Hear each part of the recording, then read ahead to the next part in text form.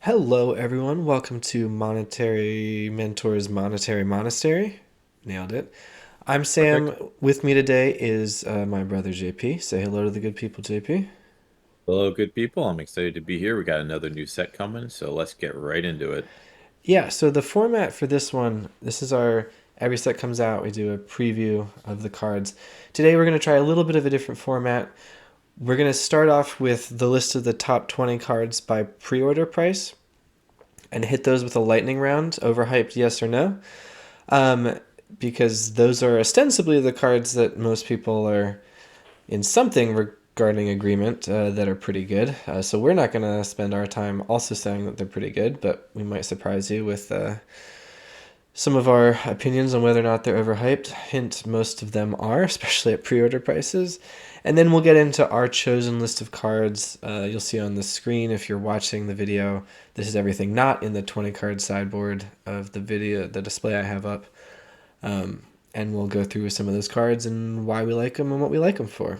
So, without further ado, let's get into the lightning round. JP, Alquist Prof, overhyped? Yes, no. I do not think it's worth the excitement. I think it's an okay card, but I don't think it's that great. Yeah, I like it maybe as a one of in my Esper Legends deck I was hyping up, but yeah, I don't think it's winning any awards for greatest card ever printed. Archdruid's Charm, overhyped? Yes, no. I think it's adequately hyped. I think this card is going to be a very good card in primary green decks. It does all the things that green decks want to do for basically one more mana, but it gives you an instant speed and it gives you an option of three things. So these things are normally pretty good. Yeah, I think this card's awesome. I think the three green's going to be what determines the extent to which you see it. It's just hard to fit in a lot of decks, especially in 60 card formats, but it's certainly a powerful card. Delney, Streetwise Lookout, overhyped? Yes, no. It's hard to say. I think this is the second most expensive card on the list, I believe, right now. Yeah, Um, and it might be the second best card in this set, but it's hard to say because it's such a build around with creatures powered two or less and ETBs and triggering things. So it just depends on how the meta shakes out. It could see no play at all. yeah. I think we're going to see this tested out. Obviously, a bunch in Commander, a bunch in like white humans based constructed decks and Pioneer, Standard, Modern. We'll see a couple copies. It'll be pretty good, I think, but I don't think this is going to revolutionize the archetype. I think it'll just be kind of sweet sometimes. Etrata, Deadly Fugitive. Super great or not? I think it's fun build around. I think if you want to build around it and like, because you need assassins. She's an assassin. She's not always going to get in. You get to cloak the top cards of a library and pay 4 mana. So you need to have something that's like worth it to cloak as well as having Demir. So I think it's a fun build around. I don't think it fits anywhere. See, I disagree. I think this card is awesome. All right, tell me I the don't know truth. if I'd spend $6.50 on it because I think that'll probably come down. But this reminds me a lot of Preacher of the Schism, which I wasn't high on, and then you convinced me it was really good. And then in Standard, Mm. it's been really good. In Pioneer, it's been really good. This is just a 3 mana creature that's hard to deal with in the combat step or with removal. 4 toughness dodges a lot of red removal. And when it attacks, it's a 1/4 death touch attacker. It's hard to put something in the way of that, so it gets to attack freely. And every time it does, you're making a 2/2 with ward 2. Like, it just, every time you attack, make a 2/2 on a Mm. 3 drop is pretty darn good. Yeah, you know what? Now that I spend a little time thinking about them as tutus, I kind of like it a lot more. The Yeah, the 1/4 death touch is the same thing as Preacher, is that it's going to swing optimally into a lot of things. It only does one damage, but making tutus every time you swing, it's still a little slow, but you talked me into it for sure. As like, we'll try it out. Yeah, I think it'll impress people if there's a blue black deck for it. Undergrowth Recon, hyped or not?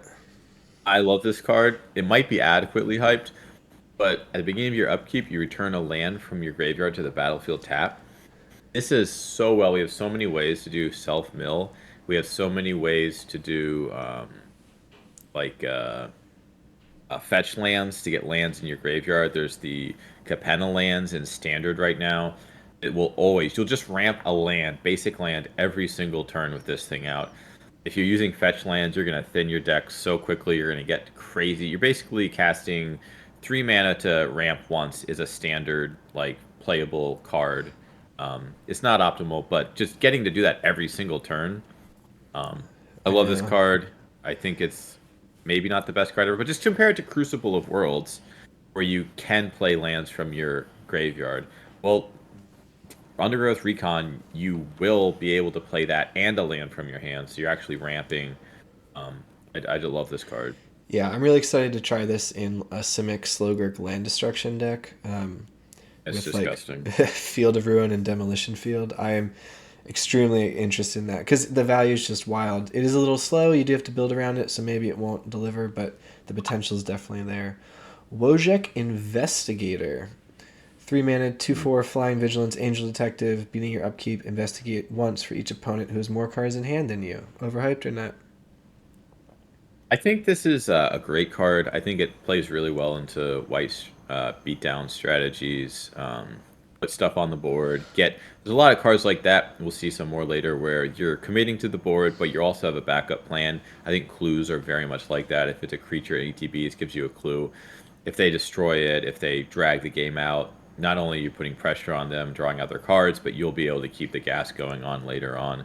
So I like the body. Flying Vigilance as a 2/4 is amazing. You're going to be swinging with this every turn.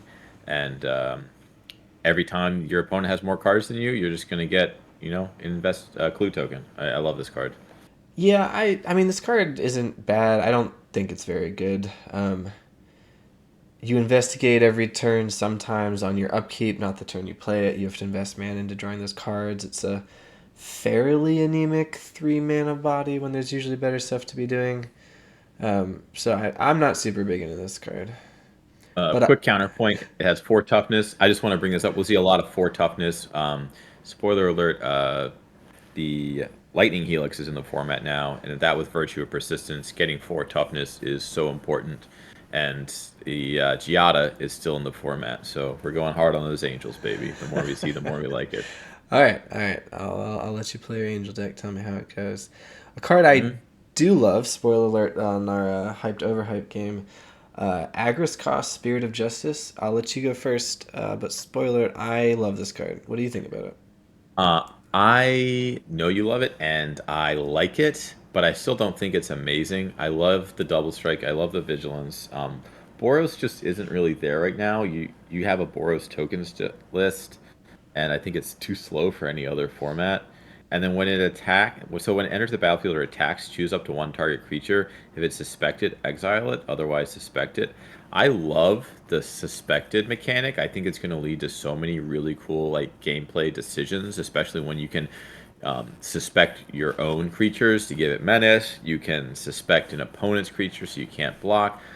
But I think if you just need to get one blocker out of the way, you have a lot of like really cool options in Boros to destroy the creature straight up, and they don't get their shoulder trigger next upkeep. But I think it'll be fun to play. I just don't think it's going to be optimal.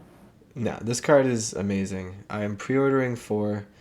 Mm, I think it will be played wow. heavily in Standard and Pioneer. This does blow their blocker up because you suspect it and then it can't block anymore. And you're playing Boros, so you're going to race them. You're playing a fairly aggressive mid range deck. This comes Hmm. down, you suspect something, you attack, it can't block. They play something else. Next turn, you attack, suspect it, it can't block. Every turn, you get to essentially remove a blocker, including the turn that you play it. It's a 2/4 double strike vigilance body, so this card also gets to play defense for you. Like I just don't see how any creature based strategy can race or win on the board once this card comes down. It like yes, it's a 4 mana card, but even if they remove this, you've still removed one of their blockers. Like forget the suspected exile it play pattern. Just suspect a creature, suspect another one, suspect another one, and you solve the problem of aggressive decks being stonewalled by creatures like Shieldred. Like mid-range decks have to then be able to kill all of your creatures in order to win the board. They can't just stick down one fatty that's just more efficient than yours, stonewall you, install the game out from there, and take over with superior card quality. I love this card. You obviously are a little less high on it, but Well, I mean, if we just go into like it's this versus Shouldred, I mean, if you suspect Shouldred, then Shouldred has Menace, so even though it has Vigilance, I think this card is good. I just don't think it's going to revolutionize Boros aggro or Boros midrange. okay. But you also have the option of play it, suspect something next turn, attack, and exile that thing. Yeah, So, which yeah, I imagine you want to do with some Shieldreds if you can't race it otherwise. yeah. But It I has mean, four toughness. Has four sure it toughness. does. Has test. You get to play it with Lightning Helix. I'm just saying. Oh, actually, I'm a little bit in. I'm a little bit in. I'm just saying. All right. Anzrag the Quake Mole. Overhyped or not? It's definitely overhyped. This is the most expensive card in the format, and I am sure that it will not see the most play out of all the cards that we're seeing here. That being said, I think it's fun. I think there's some cool things you can do with it in Gruul. Um, it doesn't have haste. There are ways to give it haste, but not that many. So it's coming down. They see it coming. They can construct their board. The way that it works is if it becomes blocked, untap each creature you control after this combat. There is an additional combat phase. So if they can't kill it, then you just keep hitting in. You can swing for 8, and if they chump block it, you get to swing your whole board next turn. Um, Yeah. So I, it's potentially good, but I just don't think it's good enough. yeah, I think it's commanding the highest price pre-order. It's paying a bit of the mole tax because it's like kind of funny that it's a mole god. But I think I like this card a lot. I'm excited to Yeah, play it's this fun. card. I'm envisioning a Gruul deck with like Reckless Stormseeker and Valdaran Thrillseeker, because like attacking with this, Yeah. if it connects, you fling it and do 20 damage to them, kind of stuff. Like I'm excited to play this card. I do love it. I do think it's great, but I'm not paying $23 for it. No, definitely it's going to come down. It's fun, but I don't think it's optimal. All right, Aurelia's Vindicator, 4 mana angel with flying lifelink ward. It's a 4/2. It has disguise. I'm not gonna read all that. It It's flips. so confusing. It's when it's turned face up after you disguise. So you pay 3 mana. It's a 2/2 with ward 2. You can pay Yep. 4 plus X when it's to flip it over. When it's flipped over, exile up to X other target creatures from the battlefield or graveyard, and when it leaves the battlefield, return the exiled card to their owner's hand. This is like an Angel of Serenity effect. You have to pay Yeah. 5 mana to flip it over to get one thing. It does scale really well. I am super low on this card. I think it is Yeah, I'm very terrible. low. I think it is terrible.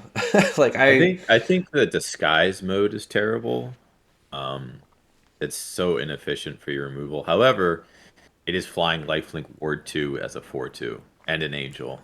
I think that's how you play it. Is you just play it face up as just a beater with flying and lifelink and ward. And I don't think it's good enough that way. yeah, exactly. And you like angels more than I do as the I do. true. I will put this in my angel deck. It has lifelink. I will enjoy swinging in, but I will get lightning helix. Then will be 4 mana for 4 mana, and we'll go on to the next one. All right, Kaya's Spirit Justice. It's a Planeswalker, 4 mana in Orzhov colors, 3 strong loyalty. The passive is whenever a creature from your graveyard or play is exiled, you can have a creature token you control become a copy of it. It pluses to surveil 2, exile a card from a graveyard. It pluses to make a 1/1 spirit token with flying, and it -2s to exile a creature you control and a creature an opponent controls. Uh, Um, Good or not?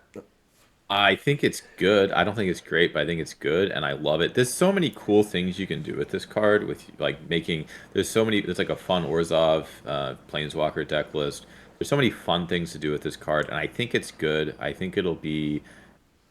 It seems like it does one thing, but the way it interacts with so many different cards, you can do some really cool things with it. So I think it's good. I think it's worthy of its spot in the top 20. It's our only Planeswalker, so I'm glad they. It's a really good design, and I think it'll be a lot of fun to play. Yeah, this one's my award for hardest to tell how good it's going to be before you actually get to play it award. Just because it's such a unique card. There's always a card like this in the set where it's either going to be really good or not good, and you just don't know until you see it in action. So I think it's interesting. Leyline of the Guild Pact. 4 green Uh, mana, some combination uh, of green or other weird yeah, yeah. colors. You can put it in the battlefield in your opening hand. Each non-land permanent you control is all colors, and lands you control are every basic land type in addition to their other types. Overhyped or not? This is overhyped. This is some Yeah. jank combo garbage. Like, if you want, there's some cool things you can do with it, but I don't think it's good, and No. I think this there's card way better sucks. ways to fix your mana. Yeah. I think it sucks outside of like the one time it'll do the busted Nykthos thing, and you'll be like, wow, this card's great, but most of the time, Yeah. stinks. Stinks. Massacre Girl, known killer. 4 mana, black legendary creature, human assassin, menace. Creatures you control have wither. Whenever a creature an opponent controls dies, if its toughness was less than 1, draw a card, and it is a 4/4. Overhyped or not? I think it's appropriately hyped. It's one of the more expensive cards in this set. I think it's probably going to be in the top 10 of cards played from the set. But there's a lot of competition, the black 4 drop slot, Yeah. and there's some cool ways it synergizes really well with stuff like Virtue Persistence. Um, Wither will help you trigger. There is a kind of like low to the ground, like mono black or Orzhov, like beatdown strategy, and I think this will be a really fun card to play in it. But I don't think it's going to break anything. No, I really like this card. I think it's good. We'll see if it sees any play, but I think it's pretty good. Tristani, 3 whispers, 3 mana. Yeah. Wait, you sound like comment overhyped? Not overhyped? Good. It doesn't deserve to be in the top 20, I don't think. Ooh, I It's disagree. I think this card's really good. okay. All right, so Preach to me. so here's the case. 3 mana Yeah. 4/4. Okay, I like it. Everyone's comparing this card to Savage Knuckleblade from Khans of Tarkir that was super overhyped and it was bad because it's a 3 mana 4/4 with 3 abilities. The Mhm. difference is that these abilities can target any of your creatures, whereas all those abilities were on Savage Knuckleblade. So I think this card is catching some like residual flack from how overhyped Knuckleblade was, because this looks like a similar card. I think this plays incredibly differently. Like once this hits the board, it creates a lot of problems. Like yes, sometimes it will just die to a removal spell, but it's a Yeah. 3 mana creature that's kind of okay. And if it doesn't, if this sticks around, like good luck opponent dealing with cheap, like it's 1 mana to give a creature vigilance, and like you can combine the double strike and death touch that it gives. You can Yeah, just but give. that's 5 mana. No, no, it is, but A lot. you Yeah. attack. Okay, Yeah. No, go I to understand, but combat. the Make instant them speed make death tough touch is decisions, scary. Yeah. and then if they do it, you blow them out, and if they don't, you do something else. Like I just think this card gives you so many options for 3 mana, I think this is doing doing a lot of heavy lifting. If there's a green white deck that exists to play it. All right, Vanifar, Evolved Enigma, overhyped or not? I think it's overhyped. I actually think this is a bad card. Yeah, me too. Uh, I was very high on it, and then I realized so at the beginning of your up combat on your turn, so you can play it and get this figure, poke a card from your hand, or put a +1/+1 counter on each colorless creature you control. So I was thinking, wow, like you can just get a 2/2 and keep growing your board, and like what an interesting way to play the game. But then I realized you're cloaking a card from your hand. Like you're not Yeah, getting a token. It's yeah, going onto the battlefield and potentially getting destroyed by a board wipe. Or it's just not as good as the card would have been if you played it normally. Kind of like going down a card. The other option, there's some like there's an overseer that has like a interesting similar effect, but I steal overseer, but that costs 2 mana and it's still not that good. So yeah. uh, I agree. I think I this is went on the bad. same journey with this where I was like, wait, you're cloaking from your hand. Compared to a Trotta we talked about, like it attacks and it makes a Mhm. 2/2 from the top of your opponent's deck. Making a 2/2 Yeah. from your hand is just going to whittle your hand into 2/2s. That doesn't sound good. No. Um, so I'm not saying there aren't cases where this card can like win a game for you, but just looking at the card, I do not think it's good. Yeah. Intrude Agreed. on the Mind. 5 mana instant, Oof. kind of fact or fiction. Uh, It's adjacent. It's in yeah, a yeah, yeah. similar space. Your opponent puts the top five cards of your. No, you split the top five cards of your Yeah. library into two piles. An opponent chooses one of them. You get those to your hand, the other to your graveyard, and then you make a Thopter equal to the number of cards, like a power and toughness equal to the number of cards you didn't get from those five. Yeah.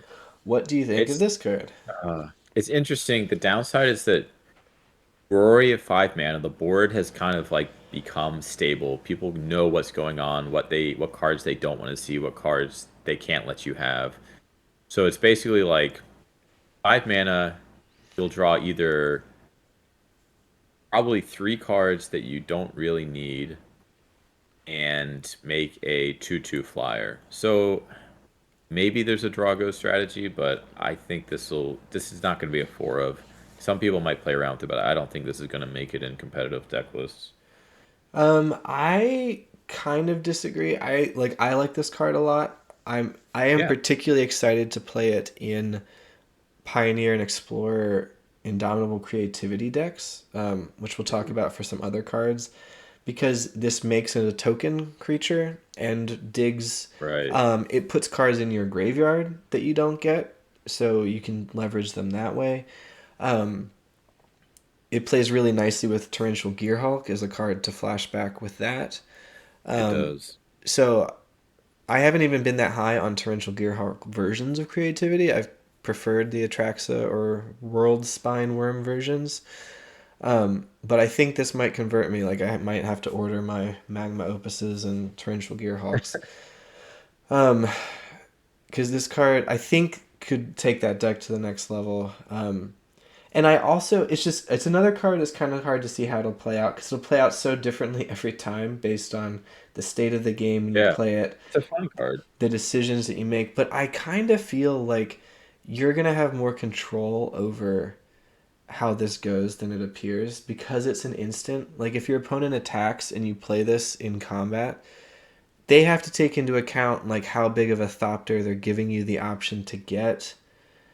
And like you can separate the piles, right? So that one's like Yeah.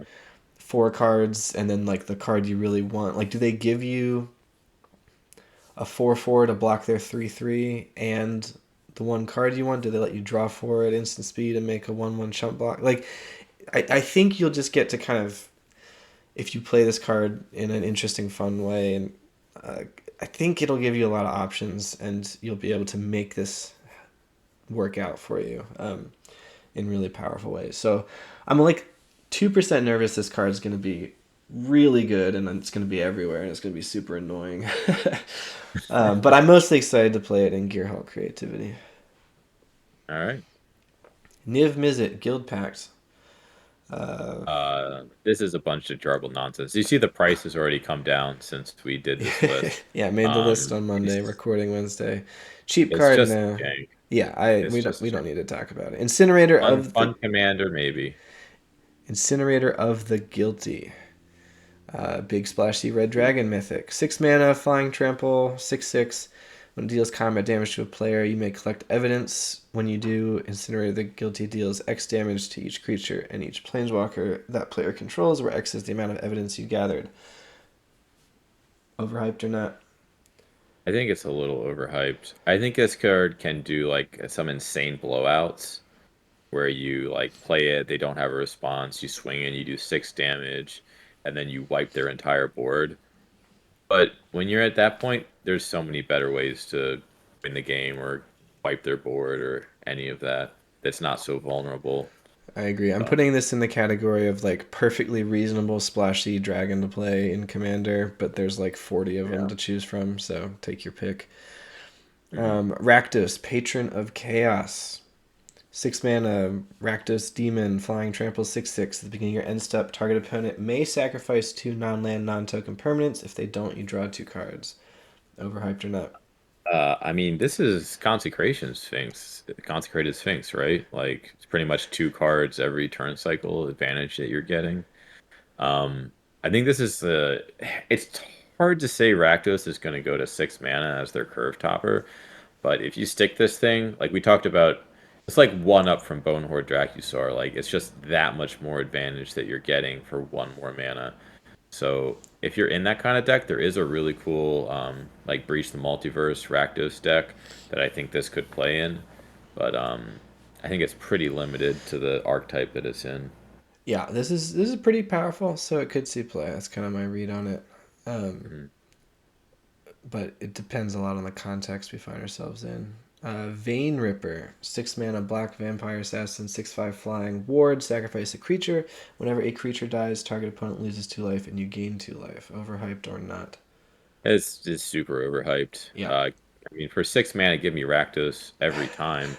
Like it just doesn't synergize well with the self. Ward sacrificing creature is pretty decent, but it's a 6 mana card in something that wants to play aristocrats. Like aristocrats doesn't normally go that high. If you're reanimating it, there's so many better things to reanimate. No, this is a Um, commander combo piece for the decks that want it. I guess you can play it. That doesn't I excite mean, me. just play Blood Artist instead. It's Well, it's four an less. extra copy, right? But yeah, it's Yeah, yeah, 6 mana instead of two. But for decks that want a 6 mana version of Blood Artist, here you go. yeah. All right, last one in the top 20 list: Conspiracy Unraveler. Overhyped or not? Oof. I think this is properly hyped based on speculation that it might be good in certain decks. This is very deck dependent. There's an emergent sequence deck that could run this. You can get it's like an omniscience effect, but you have to have stuff in your graveyard, and you can cast omniscience with it. So it'll Yeah, get you there. But I think it's one too many steps for the archetype. The archetype already does what it needs to do. I think it's just an additional step that it doesn't need. I agree. I think this card will terrorize best of one arena ladders with emergent sequence. Um, Yeah. but like in any best of three thing with graveyard hate, that deck's kind of gone anyway. And like it'll be amazing when it pops off, so go have fun with it. But I don't think this is a good card. Hmm. All right, there you go. Circle back, see how right or wrong we were in about a Yeah. month. But let's move over to the maybe more interesting, more slept on cards. Some brew rounds we're excited about from our lists. And we can start with the creatures. First one up alphabetically, Doorkeeper Thrall. Tell us about Doorkeeper Thrall. This is, I mean, we've seen this effect. It's a anti-ETB, um, anti-artifact, anti-creatures entering the battlefield. Don't cause abilities to trigger. So many powerful effects are ETB effects. Atraxa, um, just so many. You don't even realize it until it comes into the battlefield. Um, Embercleave doesn't trigger off of this. Just so many things you don't even realize. And I think this is going to be going in sideboards in pretty much every format. The flash is the one thing we haven't seen on this effect before. You effectively just ruin their day because it's kind of like a counter spell that they can't that Cavern of Souls doesn't negate. So I really think this card is maybe even playable main board because you just don't realize how many ETBs you're shutting off when you Yeah, play something like this. that's the Elish Norn effect, right? Like you play it Yeah, and yeah. then So you I look at your started hand, playing Alice Norn it's and like, oh it's my like, gosh, my hand does nothing. Yeah. yeah, Um, yeah, I think this card's like I know we're not in our overhyped section, but segue wise, I think this card's just a little overhyped. I like it. I think it's a good card. I think it's playable. I also think that in a lot of situations you're just gonna have a 2 mana 1/2 flyer that even if it turns off the ETBs, like you've committed a card to it. Like I'm imagining this like in response to Atraxa, right? And it's like that's hmm, awesome. You blew them out. They don't draw their 10 cards off Atraxa or whatever. But right. then they have a 7/7 Death Touch flying lifelink, whatever on Well, Atraxa. Who knows? you're also playing the Trostani Three Whispers, so you give it Death Touch and Double Strike and take care of it, no problem. You know what? That might do it. That might do Yeah. it. That's right, because you can flash it in just as a surprise Death Touch Double Hmm. Strike blocker. Amazing. Exactly, because they won't. Yeah, yeah. We've cracked standard. Yeah, nailed it. Okay, Fugitive Codebreaker. This is a 2 mana red Goblin Rogue. It's a 2/1 with prowess and haste.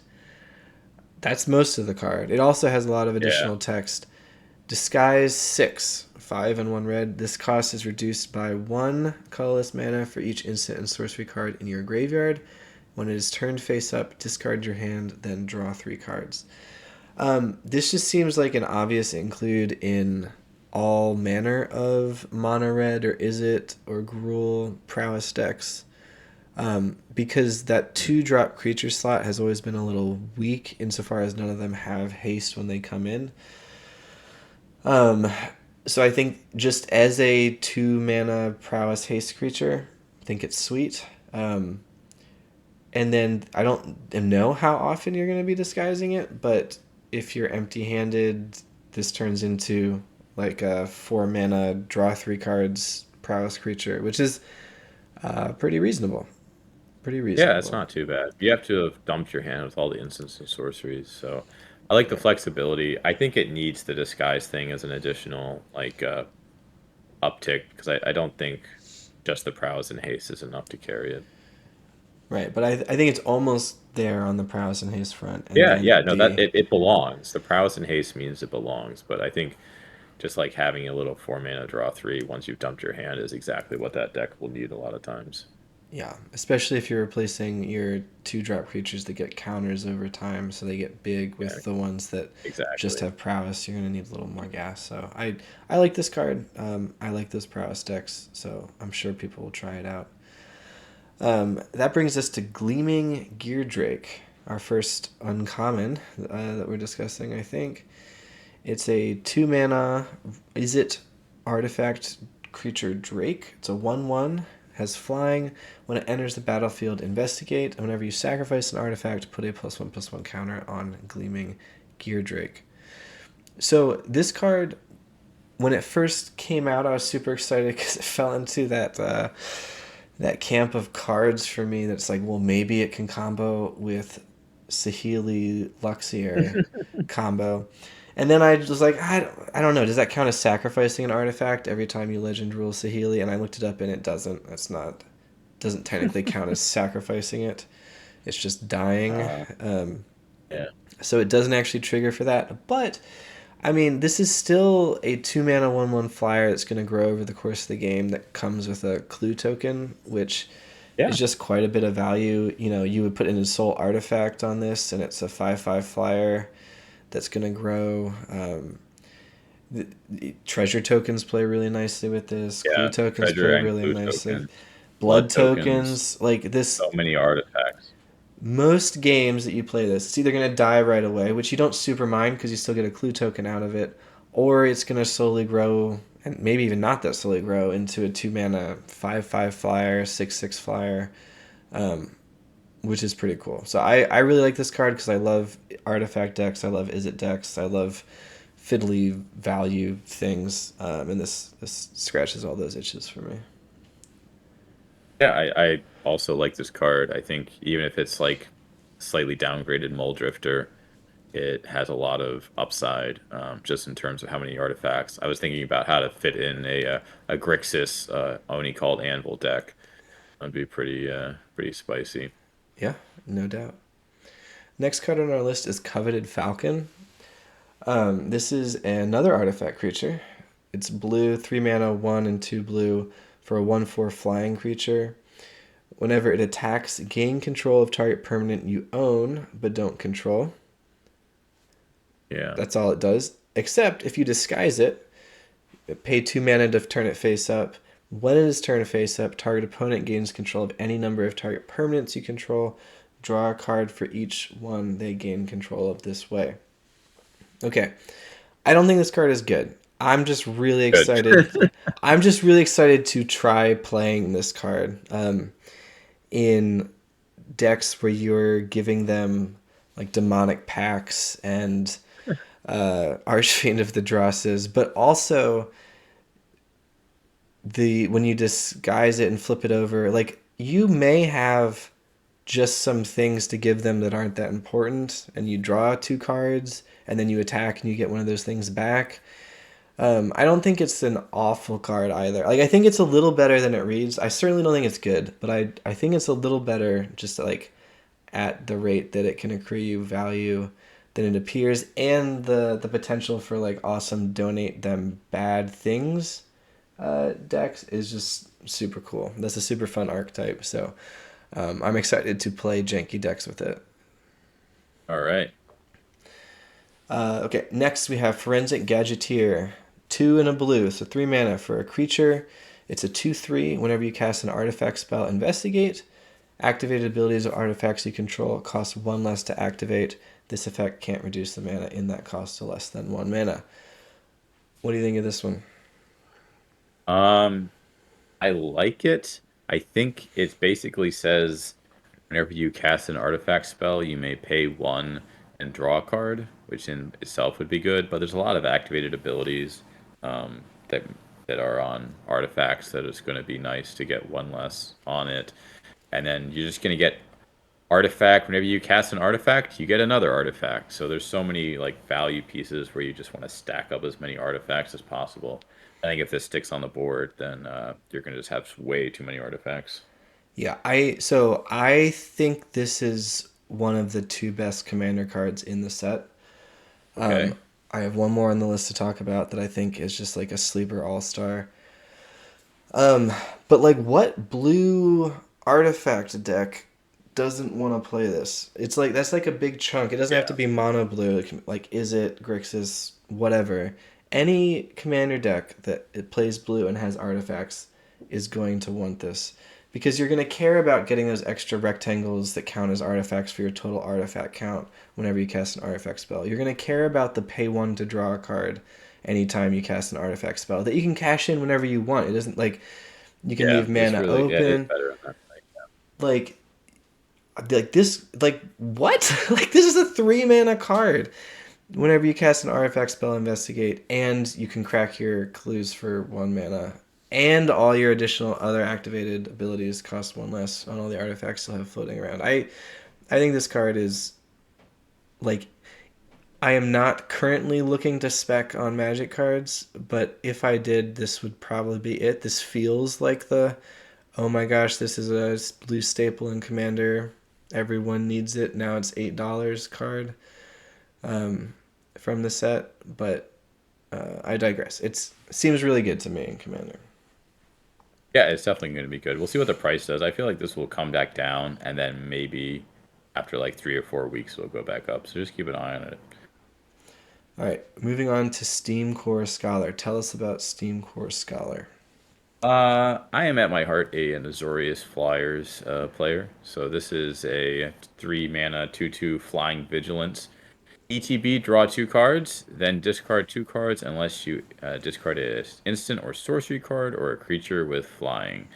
So I think you're going to be able to just there's a ton of these cards.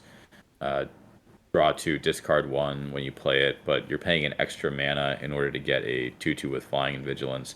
I think it gives you tempo. I think it gives you lasting power. I think vigilance is great. I think flying is great. That's it.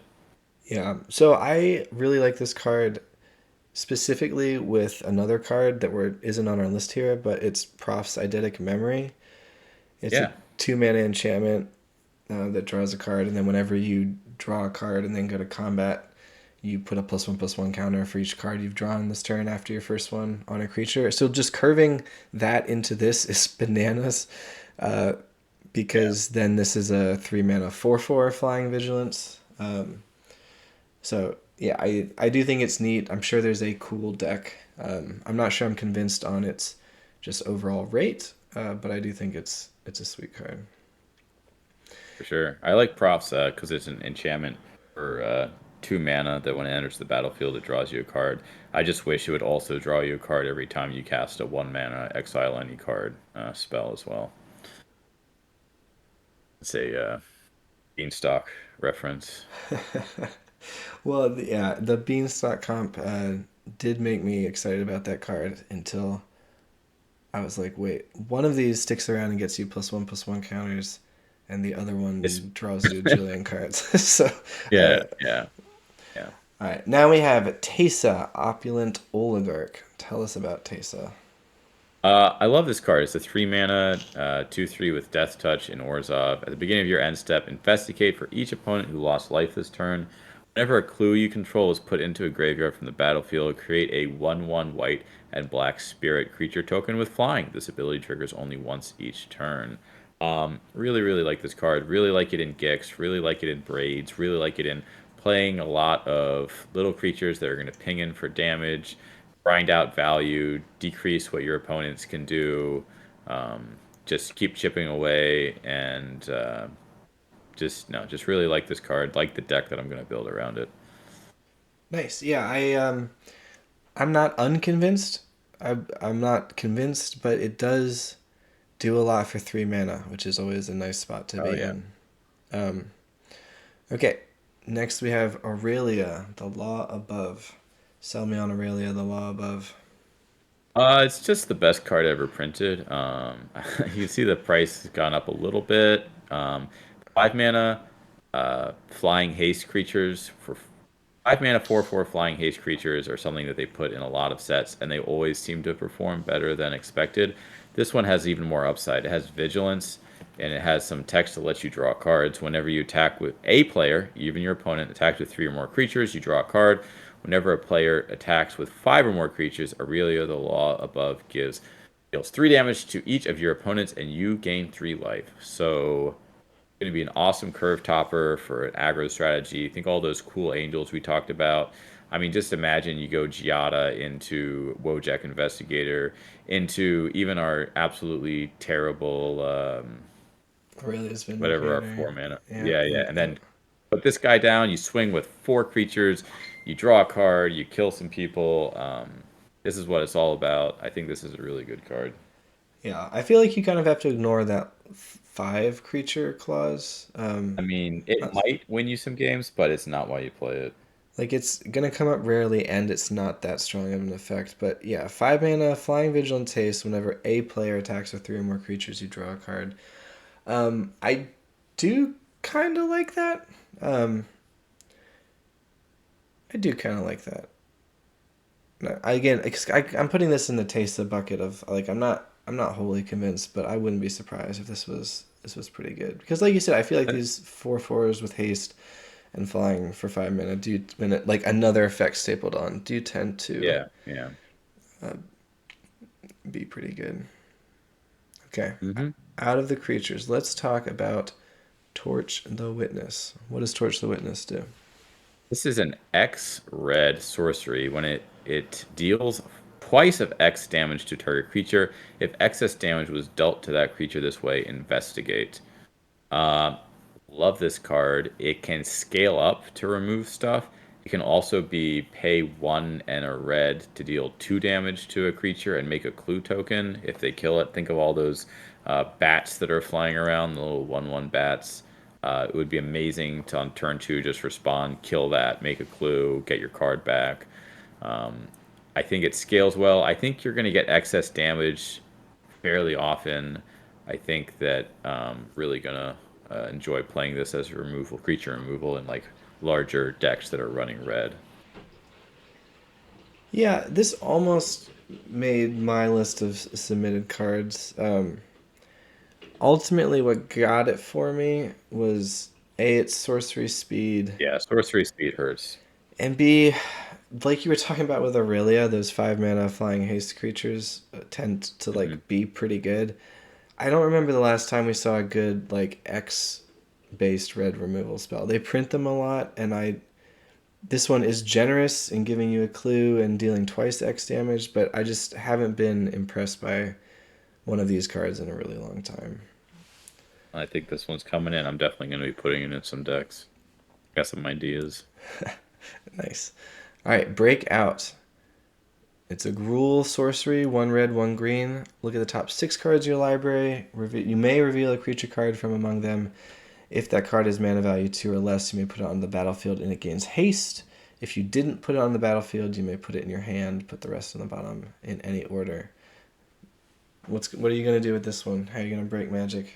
I mean, it's not going to break anything other than this little guy who's getting broken out by a large creature of some sort. I like this in Gruul. I think there's a ton of 2 drops in Gruul that would benefit from entering the battlefield with haste. I think that there's a lot of two drops in Gruul that would benefit from having a sorcery card cast. I think this is going to go in a lot of the Picnic Ruiner decks that are running rampant, and it might even bring it up to the next tier. So I think this is going to be a really cool tool for those decks. Yeah, I'm skeptical is not the right word because I see it. I see it. Yeah. Um, just something about it feels like this is the kind of card that's going to read better than it plays. Okay. Just the randomness of it. It's one of those things. Here, I'll tell you what is going on in my mind. It's Yeah. like you can find anything with any two drop with this card. Like you could even find Picnic Ruiner, but it's like it could just could also just Be be another Picnic picnic Ruiner. room. Yeah, it could be Well, anything, even a boat, right? And yeah. it's like so if your deck is like has all these two drops you want to be able to find, and maybe like a key card like Picnic Ruiner is the exception to the rule, but like generally, why not do away with the randomness and like the fail states of it and just like play a sweet two drop in this spot? And that's kind of where my head's at, but I wouldn't be surprised if I was wrong about that. I think the one thing you're sleeping on is the haste. I think just being able to put that Picnic Ruiner in, cast your Monstrous Rage, and then hit someone who just board wiped you, is going to be really valuable. Okay, you changed, that sounded gross. You changed my mind. You changed my mind. Yeah. All right, deduce. 2 mana blue instant. Draw a card. Investigate. Very clean. Uh, I love this card because I love blue cards that are instants and draw cards and make artifact value. Hmm. Um, I talked a little bit about creativity decks, which are a passion of mine. I just think they're neat. And this is like the perfect draw cards and make artifact tokens to use Indomitable Creativity on card. So I think it's just a sweet card to have in those lists. I think it's sweet in that it probably makes your counter spells in those decks better because it gives you more to do with holding up 2 mana. Yeah. So I'm excited to see to what extent it factors into those decks, which are an archetype I really like. I like this card a lot as well. I think it's actually so much nicer. If I compare it to like Quick Study, which has seen some play, is 3 mana, draw two cards. This one is 4 mana, draw two cards, which is kind of the going rate, but they always have some small upside, like being able to look at the top seven or, make selections. I think just being able to hold up 2 mana as opposed to 4 mana for both halves of this makes it really flexible. And I think there's a lot of ways that you can synergize with glue tokens that are going to make this a fun little piece for your deck. Yeah, I'm excited to play it. Since we're on creativity, the next card for my Grixis Torrential Gearhawk creativity deck, Mm. Drag the Canal. So this is another instant, costs a blue and a black. Create a 2/2 white and blue detective creature token. If a creature died this turn, you gain 2 life, surveil 2, then investigate. Um, I mean, I don't know what to tell you. I'm going to be playing Grixis Torrential Gearhawk Indomitable Creativity decks, and this card's gonna be in there because the absolute worst version of this card is Flash 2/2 drop, which is like not good, but there are a lot of cards with a lot worse floor than that. Um, Especially in a deck that's going to be holding up mana a lot. But if a creature died this turn and you cast this, it can be your creature, so you can arrange for that to happen with a little token you have running around. It can be one of their creatures. It shouldn't be hard to have a creature die at some point in the game. You're getting a 2/2, gaining 2 life, surveilling 2, which puts cards in your graveyard for your Torrential Gearhawks, and making an artifact token that can either draw you more later or be another creativity target. So this is potentially 2 mana instant speed, 2 creativity targets. I just really like this card. I think it's fun if it's a play style that I like. I'm excited to try it in a very specific deck. And I'll be sure to let you know that it's either awesome or not awesome in just a couple of days. Yeah, that's all you. You said it all. Said it all. All right, this one shouldn't take too long to talk about because it's one of the more iconic Magic cards ever. I believe so. Lightning Helix. It has returned to us. Tell me about Lightning Helix briefly. I mean, it's a 2 mana Boros spell that deals 3 damage to any target and gains you 3 life at instant speed. I mean, it is simple. It is very effective. It has been proven very effective. It still gets played in older formats, and it's coming to standard. So I think this is a great way to race somebody. It's a great way. It's one of the best removal spells. I think it's just a great card. It's got It's, everything you want. it's a great way to get me to splash white in all the Is It decks that I Yeah, we're play. gonna see. We got a lot of love for Boros in our review here, so we'll see what comes of it. Yeah, a lot of decks are gonna be splashing red just to run Lightning Helix. All right, World Souls Rage. What is this Um, doing? yeah, so this is an X red green sorcery. It deals X damage to any target. Put up to X land cards from your hand and or graveyard onto the battlefield tapped. Um, I think on our last podcast we talked about my Selesnya lands ETB deck. With all the fetches from Capenna, I'm going to be changing it to Naya, I think. Mostly for this card and one other card that's in this list. It could be like, oh man, you cast this for X equals 4, you kill something and you ramp 4, you have all the cards in your graveyard, and it's very situational. It's very situational. But I think this is like I just love it. Even if you don't get all the lands, it's not the worst removal spell ever. Even if you get the damage in 1 or 2 lands, it's just really like this card. I don't think it's good. I don't think it's good, but in the situation I want to use it, I think it's good, and I'm gonna have a lot of fun with it. I agree. I don't think it's good. I complained about these X spells just a couple minutes ago. But I do think it is sweet, so I'm excited to see what you cook up with it. Hmm. That looks like a lot of fun. Okay, I teased this a bit earlier. The other Commander All Star that I think is in this set that people are sleeping on is Audience with Tristani. 2 and a green for a sorcery. Create a 0/1 green plant creature token, then draw cards equal to the number of differently named creature tokens you control.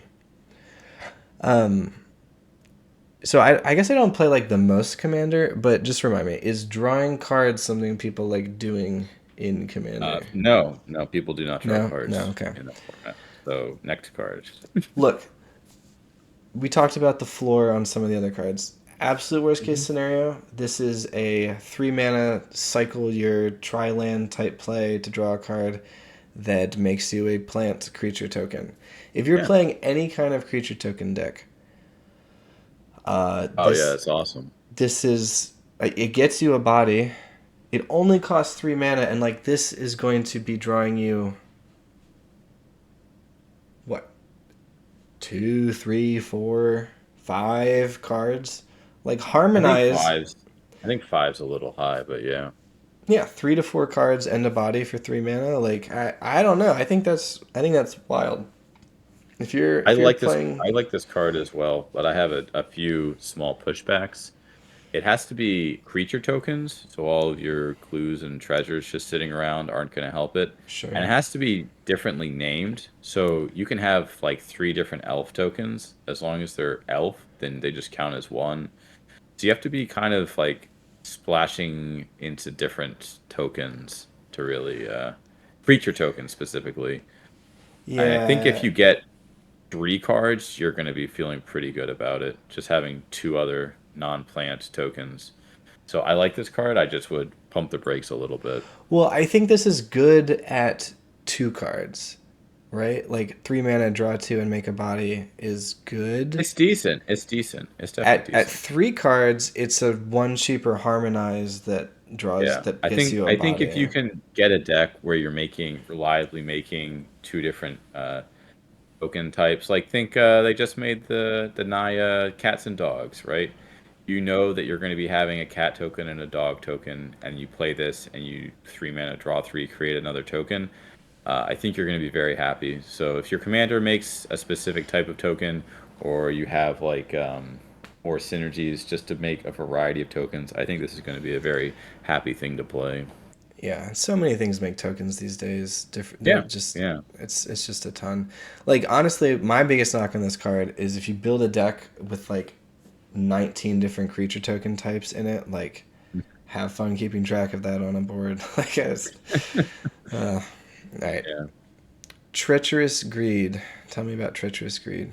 It's a 3 mana instant in Orzhov. As an additional cost to cast this spell, sacrifice a creature that dealt damage this turn. Draw 3 cards. Each opponent loses 3 life, and you gain 3 life. I really like this, and like our the Tesa deck we were talking about, where you're creating lots of little tokens and getting in. And there's a lot of so there's cards like Village Rites, which will let you just sacrifice and draw 2 cards. I think 3 cards is better, obviously. I think it's much better. It actually puts you ahead on cards. I think the losing 3 life and you gain 3 life works really well with just kind of like eking out small advantages. And I think there's plenty of like flyers and death touch creatures that are going to be able to get in reliably. I think you definitely need a very specific deck for it, where Village Rites was very much like anything where you have little stuff that you want it to die. You need to have the right creatures, and you need to be right and threatening life totals. And I think this card becomes really good. All right, my turn to push back just a little bit. I agree it's a Yeah, very you can push back specific a little. deck. You can push back. I'll Yes. push back a little.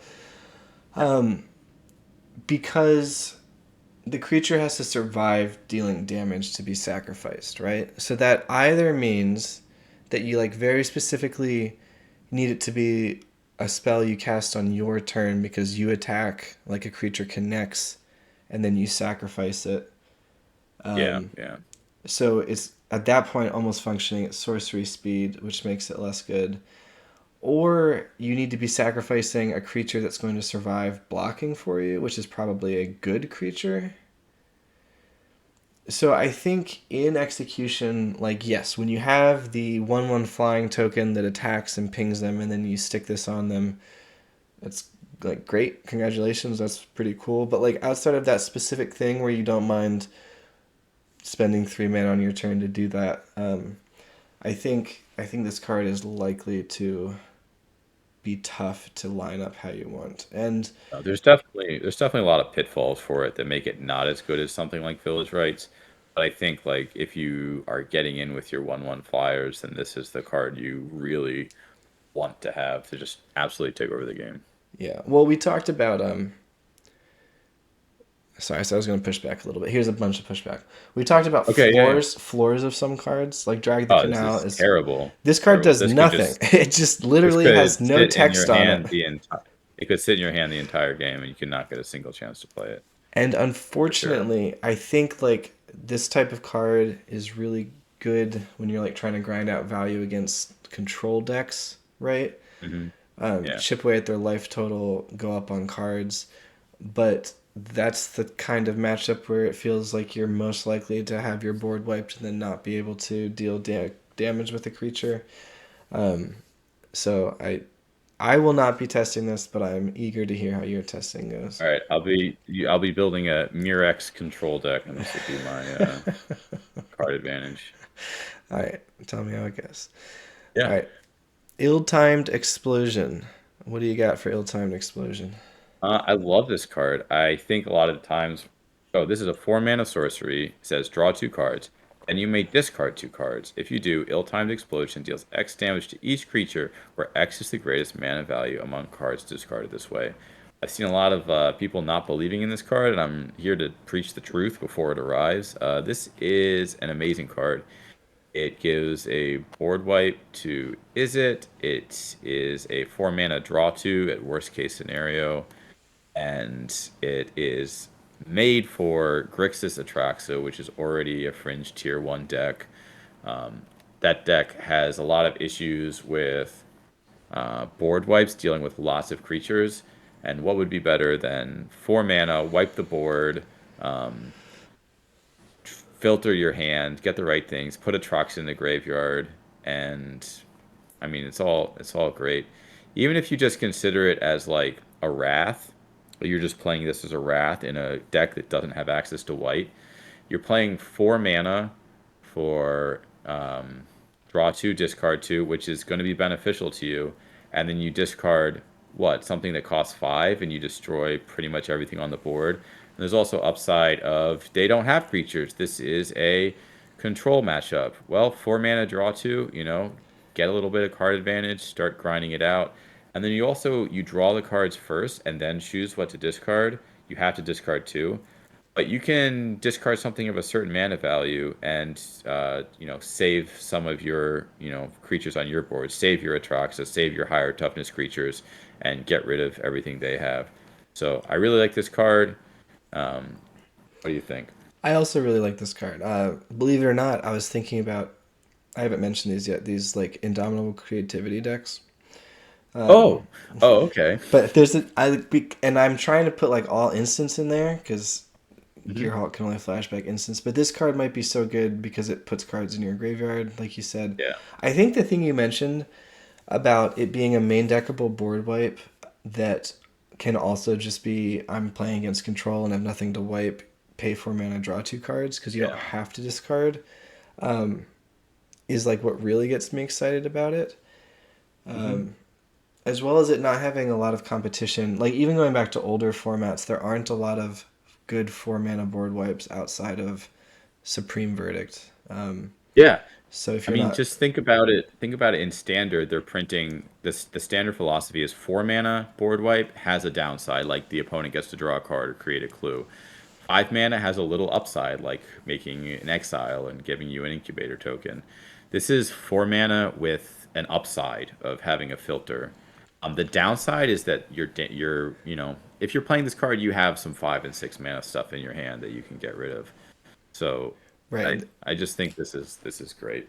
The downside is that it's damage based, so it's not going to clear out 12 12s, Yeah, true, true. and that in some cases you're gonna be like, man, I hope I draw a 6 mana spell that I can Exactly. discard, Yeah, and you're yeah. not going to. So it does have some downside, but I agree that this card is sweet. I'm excited to You play just around hope you with don't it. have an ill-timed explosion. That's right. It's a pretty good card name. It can go. Yeah, it's fun. It's fun, and I think it has like a lot of really it's like a board wipe for the more cultured individual. There you go. The Is It Yep. Mage in us all. All right, reenact the crime. Tell me about reenact the crime. Ooh, love this card. Hold on, let it. It's a 4 mana blue spell at instant speed. Exile target non-land card from a graveyard that was put there from anywhere this turn. Copy it. You may cast the copy without paying its mana cost. I mean, this is just so fun to build around, right? You can build around it. You can put it in the sideboard, and when they ditch their Atroxes and their Atalis, you say, "Oh, you were gonna reanimate that? I'll do it for 1 mana cheaper. Thanks, buddy. I'll pay it without. I'll put it on the battlefield instant speed on your end step for 4 mana, and I will just crush your spirits." Um, Love this. It even has like good low side. It's just if they cast a spell and you want that spell, you can have it. If you want to cast the same spell twice, you can do that. Really, really like the flexibility on this card. Really like the really high upside. Yeah. So I love almost everything about this card. I'll just say I agree with you everywhere. And just as a brief aside, we haven't talked about price in a little while. Yeah. But so going back to those like 20 top cards we talked about, most of those, like the most expensive ones are about 22, 23 bucks. A couple are in the $10 range. And then like a lot of cards are sitting in $8, $7, $6. Some of them that we talked about did drop since we made the list, like Niv-Mizzet Guild Pact, R.I.P. Niv Mizzet. We love you, buddy. Wojciech Investigator, My Guy Argris Cross. Hmm. Those have dropped down to like just a couple of bucks, or in Niv-Mizzet's case, a couple of cents.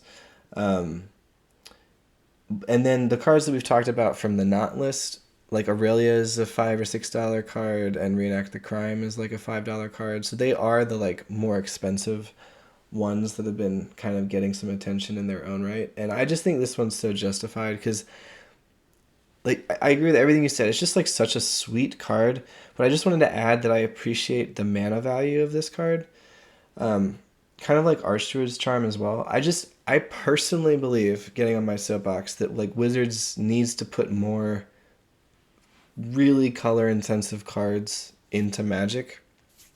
Um, like especially in formats where like older formats, modern with fetch lands, like the current triome mana base where everything is castable at 5 colors. Just having something with 3 colored pips in it makes me so happy. Of one color because it's like it comes with a real cost. Like you when you play this card, you have to have a lot of blue in your deck, which I just really like. Like this card is going to be maybe the most like I scoop card in existence. Like Yeah, it could be pretty nutty. when you catch people with this, they will hit concede and move on to the next one. But like I think I personally am not going to get too salty. At least the first 2 or 3 times I get blown out by this card, just because it's like you had to build your deck around being able to cast that card. I appreciate that. So anyway, that's just my soapbox about mana costs. I love it when they have three of one pip. Yeah. Okay, we're close to the end. Cryptic All right. Coat. 3 mana, 2 and a blue, artifact equipment. When it enters the battlefield, cloak the top card of your library, then attach Cryptic Coat to it. So Cryptic Coat cloaks a card. Mm-hmm. Tough to say. That creature Okay. gets +1/+0 and can't be blocked. Pay 2 mana, return Cryptic Coat to its owner's hand. This is another big sleeper card, I think, for me personally. Like, this is a weird card, but if you strip away the weirdness and just think about what this is a 3 mana, 3/2 unblockable creature With Ward too. with Ward 2. That ain't bad. No, it's not. Comes with the upside that if you happen to cloak the top card of your library and it's a card that you want to pay the cost to flip it for its mana cost, you can do that. So it's kind of drawing you cards. You can also pay just 2 mana at instant speed. So you're holding up 2 mana to pop a clue. You're holding up 2 mana to return this to your hand. You're holding up 2 mana for a counter spell or a removal spell. It lines up nicely. You pop this back to your hand. It leaves the 2/2 with Ward 2 behind that you can maybe flip into another creature. And then it's essentially drawing you for 2 mana another 3/2 unblockable creature for 3 mana with Ward 2. Um, like this is just good, right? Am I missing something? Yeah, I think it's good. I just don't think it's like I don't think it's something that you build around, and I'm just not sure what deck is going to play it. That's the only thing. It has value. It's like a creature value card in blue, which is not always what they're trying to do. Yeah, that's So true. Like honestly, it kind of reminds. It's like feels like the blue Mosswort Dread Knight to me. I was gonna say it's funny that you're high on this, I but know, I know. it's It's because basically because I poo pooed that card and it turned out to be yeah, pretty good. But I think what we said about that is like it's obviously a good grindy value engine. Maybe that just won't be fast enough for the format, and you'll yeah. just be That's drawing the same cards. thing I'd say about this, but I And mean and that I one think that's was valid. I think that's totally valid. But that card did end up being better than I gave it credit for. Um, yeah. so I don't know. Plus, biased towards blue. Who isn't? And it's an artifact. Ooh. Yeah, maybe. I think it's decent. I just I'm trying to figure out what deck it goes in. I can't quite get there. Yeah, yeah. But it is a reasonably costed value piece to really grind stuff out. Okay. Yep. Case of the Gateway Express. All right. This is one of my special little cards. We got so many fun toys for Boros Convoke in this. There's another one about to come up, but it's a 2 mana enchantment case. This is a new enchantment type. When it enters the battlefield, choose target creature you don't control. Each creature you control deals 1 damage to that creature. We've seen this effect before. This is a K something takedown for 3 mana. To solve, 3 or more creatures attack this turn. So if unsolved, you solve at the beginning of your next end step. And then if it's solved, creatures you control get +1/+0. So the way this works is that you're playing your tokens. You have 4 tokens. They play whatever they're going to do to block. They're feeling okay. 2 mana, remove their blocker, swing in, and then this thing will crack. Unfortunately, you don't get the +1/+0 on that swing. If you Mm-hmm. attack with 3 creatures, you have to wait to your end step. But then you get like, in all effects and purpose for what your deck's trying to do, you get like a an anthem effect for all your little 1/1s that you're going to be swinging in with. So you don't want to stray too far away from small creatures in that deck, but this I think is one of those cards that you're going to be running instead of Witch Stalker. I think this is going to be the card. Ooh, so okay. So you had me until you said that because Witchstalker is Shieldred answer, right? Yeah, And I don't think this card reliably does that, which is a big deal. Um, but it is sweet. I think specifically, I don't love this card at like rate value, but in that specific deck, like low to the yeah. No, ground it has to Boros go. It has to be tokens. in. It has to be in Go Wide, Boros tokens, or like a mono white, low small creatures swinging in. I think that's cool. But it is my favorite flavor card from the set. Shout out to Murder on the Orient Express, which listeners, if you don't want a 70-year-old book spoiled for you, stop listening, skip ahead 30 seconds. But it's about solving a mystery on the train, and it turns out that everyone on the train was in on the murder. So this is just like a really fun way to show that on a card design. Oh yeah.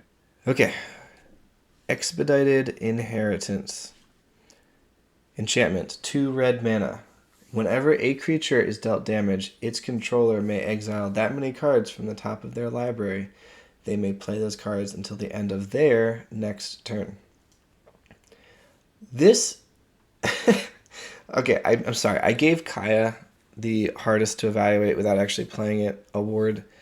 This is definitely a finalist for that there award. And this is the most expensive card actually from our Yeah, it's gone list. up in value. It has. This card is so hard to wrap one's mind around, Yeah. but I have a hard time believing there isn't some way to turn this symmetrical effect into like a 2 mana experimental frenzy type thing. Because like I am not the person to figure this out, but at the basis of this card, it's a symmetrical effect where whenever a creature is dealt damage, its controller may exile that many cards from the top of their library, and they may play those cards until the end of their next turn. That sounds symmetrical, but you get to craft your deck around how low your mana curve is. If you and your opponent are both exiling 3 cards a turn, hypothetically, from this, but you can cast all of yours at a much higher rate than they can, this card is putting you really far ahead. Additionally, if you control the dial where you have smaller creatures and they have bigger creatures, so they're meeting in combat and your 1/1 is getting blocked by their 4/4, they're exiling a card, you're exiling 4 cards. Um, like, I don't think they would choose to block your 1/1 with their 4/4. But the point being is that there are, like, ways to skew the expedited inheritance in your favor. Um, and there's just a chance, there's just a little chance in the back of my mind that there is a fantastically fun deck that just goes bananas with this card. Yeah. I think I'm out on this card, especially, the price point of it. And Yeah, it's I'm like not we've pre-ordering talked this one. about. I have a Yeah, lot yeah. of questions about it. I'm very out on this card. And the deck that you're afraid of happening is something that I would hiss and spit at. But I think the low to the ground, it's a fun card. It's if you play a lot of like low to ground, talk about Boros tokens, something like that. If you have a way to like deal damage to your own creatures or like deals X damage to all creatures and you're the only person playing creatures, or you have more creatures. There's like ways to play around this, but I don't think you can like have your whole deck be based around this one card when it does maybe nothing if you don't get it. I don't know. I'm out on it. Yeah, maybe that's true. There are. I do just want to shout out a bunch of cards that deal damage to your own creatures that are Okay. pretty All good. right. Yeah. I'm thinking like Reckless Rage, which is one of Okay, the reckless rage. best removal spells in Pioneer if you have creatures that can take damage without dying. Oh, how much damage is dealt to their creatures? Yeah, okay, you got me. Yeah, that's a little ouchy. Okay, okay, switching tracks. Ryle is a 1 mana red instant, deals 1 damage to a creature you control. You draw a card. So I like it. that's a 1 mana draw too. And then I think it's Marauding Raptor is the 2 mana Yeah, dinosaur that it pings your own is. stuff for 2 when it enters. Potentially sweet, potentially not. Um, but anyway, this card just it's a mystery of like untold possibilities. You know, like it could. I no, I'm done with it. I'm so out. If I open my first pack and this is in there, I'm just gonna be like, gosh darn it, like, I'll sell it to someone for $9. yeah, yeah. Good All luck right, with that. Case of the Ransacked Lab. It's another case. Tell me about it. Did you solve this one? Uh, I can if cast 4 or more instants or sorcery spells this turn. So this is a 3 mana enchantment that basically says instant and sorcery cards, instant and sorcery spells cast one less to cast. Cast costs one less to cast. All right, it's getting a little late. To solve it, you cast 4 or more instant and sorcery spells, and solve whenever you cast an instant or sorcery spell, draw a card. This is Spellstinger. This is Storm. This is great. It's your Goblin Electromancer, Nailed it. but not on a body, so it doesn't die. It gets you all your 2 mana spells for 1 mana. If you happen to pop off with 4 or more instants and sorcery spells, not sure if it goes in Phoenix because everything in there tends to be pretty much one cost. But you get whenever you cast an instant or sorcery spell, draw a card, which is an awesome effect, especially when you're trying to cast a bunch of spells just to keep the gas going. Okay. I promise this isn't just revenge for expedited inheritance. Okay, all right. But I don't think Poo away. Good. I don't think this card's very good. Um, I'm ready to be wrong about it. Yeah, I'm ready to eat it. But this is a 3 mana do nothing the turn you play it. true, true. We love those. 4 instants or sorceries in 1 turn, even with their costs reduced, is pretty hard to do. For sure, It's not for sure. impossible, but it's not like a you flip it the next turn But look at immediately. Deduce. Just look back at Deduce, your one true love. What if this only costs 1 mana and Hey, drew you 2 cards? look, I've lost to Phoenix enough times to Beautiful. know that it is possible to do this, okay? Oh yeah, it's for sure possible. But it's not free. You do have to build your deck around it, and you do have to like sculpt your hand to make this possible. Yeah, And for sure. then, I just think this deck kind of exists in fringe space anyways. And this is just yeah, gonna kind of come in. the there was that 4 mana creature from Strixhaven, like the Okay. Archmage Emeritus, maybe. That whenever you cast or copy a spell, you draw a card, and it was like a 2/3 on a 4 drop or something. Yeah, yeah. I don't think that card it sees quite a bit of commander play, but not 60 card. Granted, It that's a was kind creature. of It a dies it's to like a removal. wizard's it was like a wizard's card. But even when you get that, your stuff is still one less to cast. I just think not being on a creature is what really helps this card exist because these decks tend to have a hard time keeping creatures on the battlefield because they don't have a lot of creatures to draw out removal spells. So just being on an enchantment, I think, is what makes this good. It might not be good, but I'm definitely going to be brewing around it if I open a few. Yeah, no, I agree. I see the upside, but like Baral and Electromancer that were this cost reduction effect previously, yes, they die, but they also cost 2 mana and give you a body. Um, It dies. so I don't know. It feels like the first effect isn't that good. The Yeah. case is actually low key hard to solve, and then the payoff is like, yes, that is strong. Um, but it's not like you win the game on the spot kind of No, you thing. definitely don't win the game. You probably just dump all your instants and sorceries, so now you have nothing to cast to trigger it again. Yeah, it's also potentially true. Okay, Mhm. War Leader's Call. Tell me about this card that Ooh, you it's hinted at. beautiful. You hinted at it. This is our last card, and it's a beautiful art. Look at that. Ooh, It is 3 mana in beautiful. Boros. enchantment. Creatures you control get +1/+1. Love it. Great. Whenever a creature enters the battlefield under your control, War Leader's Call deals 1 damage to each opponent. Oh, I love this. There's so many cool things you can do with this card. There's the card that does non-combat damage, will be equal to its power, the god from our last set. It has 2 parts, which are separate and synergize well to each other. 3 mana for an Anthem is not where we love to be, but you're going to be playing a lot of creatures, and it's a what is it? Raid Bombardment? What is the shocks? Impact tremors. Impact Tremors. I got there. Impact Tremors.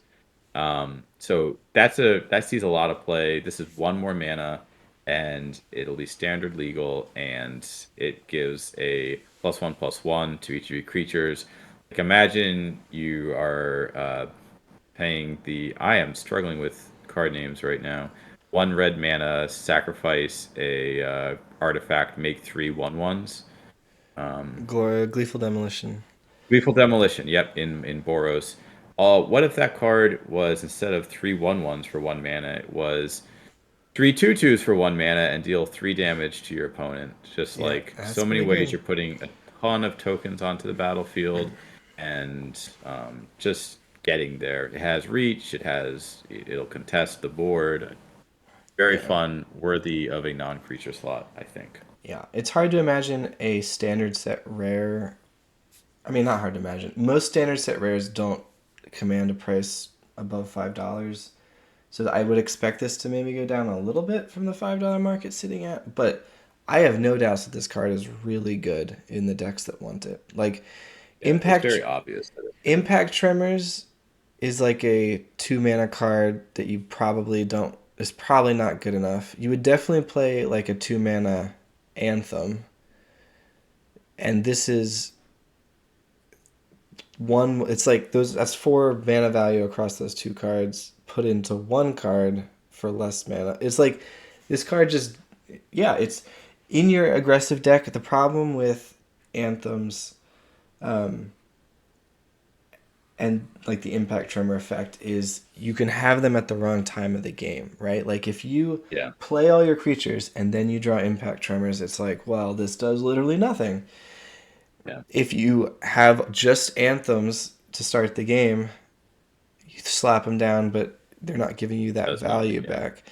Yeah, you want the Anthem to come down as your last play, and you want the Impact Tremors to come down as your first play. So this has you covered. This has you covered. Right. So I think this card is at least as good as advertised. Maybe we're about to. Boros stands out here.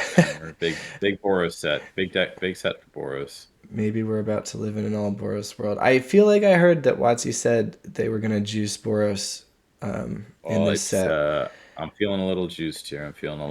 I think War Leader's Call is that. I think that Agris Cost has a lot of that power in it, and that's what they were talking about with their juice. It must be. Maybe it's Aurelia the Law Above, but it's certainly not Aurelius Vindicator.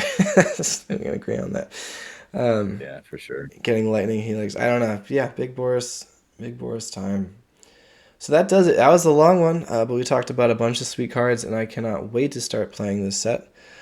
So stay tuned. A couple of weeks, we'll come back with some of our impressions, tell you how some of these wacky decks we were talking about performed or didn't perform. So stay tuned, and we will talk to you next time. And that does it. Thank you so much for watching. If you liked the video, please like the video. And please reach out to me with any questions, either in the comments or on Twitter at Monastery Mentor. I look forward to hearing from you, and until then, be kind to yourself and have fun out there.